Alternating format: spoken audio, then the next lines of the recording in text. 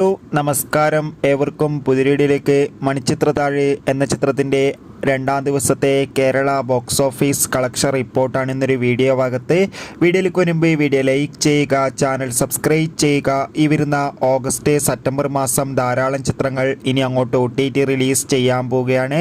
നമ്മുടെ ചാനൽ ഭാഗം പരിശോധിച്ചാൽ നിങ്ങൾക്ക് കാണാം, മോഹൻലാൽ, സുരേഷ് ഗോപി, ഭാവന, ഇന്നസെൻ്റ് എന്നൊക്കെ പ്രധാന കഥാപാത്രങ്ങളായ ചിത്രമായിരുന്നു മണിച്ചിത്രത്താഴ്. ചിത്രത്തിന് ഒരു പോസിറ്റീവ് റെസ്പോൺസ് തന്നെയാണ് രണ്ടാം ദിവസവും വന്നുകൊണ്ടിരിക്കുന്നത്. അതുകൊണ്ട് തന്നെ എല്ലാ സിനിമാ പ്രേമികളും ഒരേപോലെയായിരുന്നു ചിത്രത്തിൻ്റെ കളക്ഷൻ റിപ്പോർട്ടും അറിയാൻ വേണ്ടി കാത്തിരിക്കുന്നത്. ചിത്രത്തിന് ആദ്യ ദിവസം കേരളത്തിൽ നിന്ന് 55 ലക്ഷത്തിൻ്റെ അടുത്ത് കളക്ഷൻ നേടിയെടുക്കാൻ വേണ്ടി സാധിച്ചിട്ടുണ്ടായിരുന്നു.